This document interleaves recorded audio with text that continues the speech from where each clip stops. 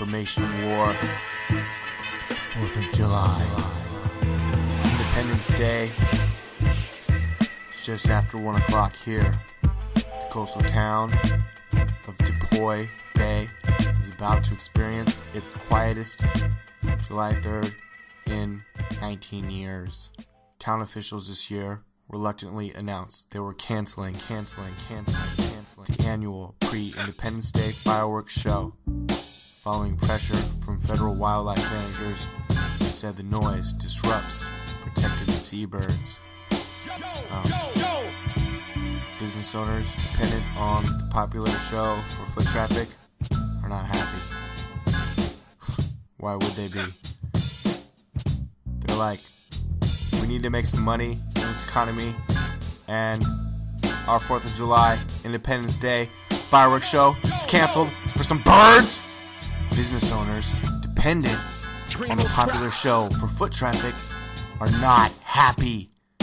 Why would they be? And they depend on those fireworks blowing up in the sky and getting people coming out to their business, walking down their street and walking into their business and seeing what's up. Maybe coming back on a later date after they never realized that particular store was there.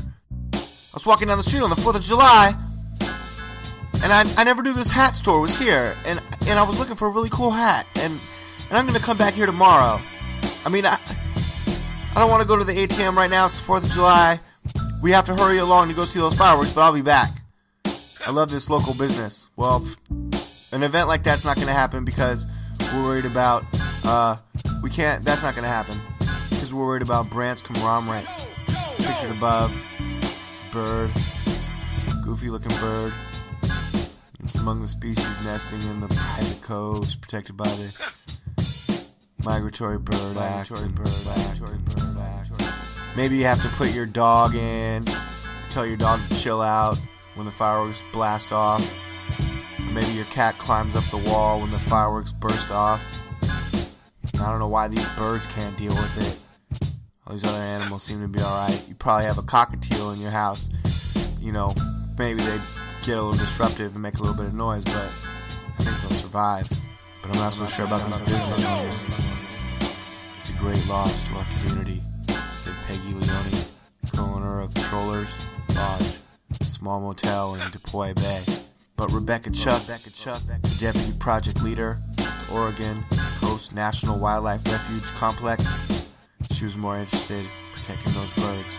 The cove is less than a mile south of Boiler Bay, where the fireworks show is held. The seabird colonies on the north coast face intensifying pressure from bald eagles and other predators.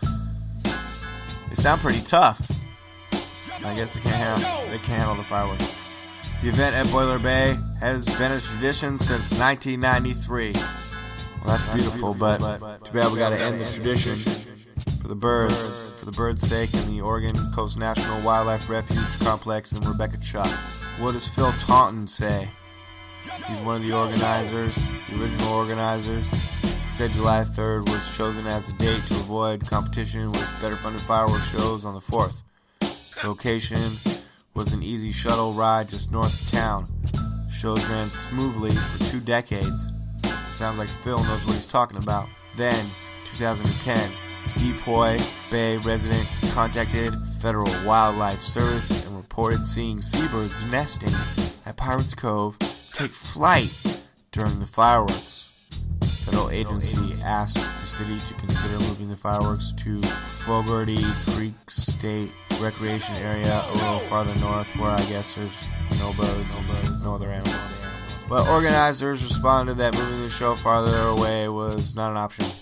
Well, that's too bad because federal officials agreed. So, as organizers prepared for last year's fireworks show, fish and wildlife officials positioned themselves in Pirates Cove. What is going on here? Forget this wacky transhumanist agenda about caring so much about these damn birds and get on with caring about some human beings in the United States of America and have that damn fireworks show in Oregon. I'm DLAKE for PREZ, the InfoWars Nightly News.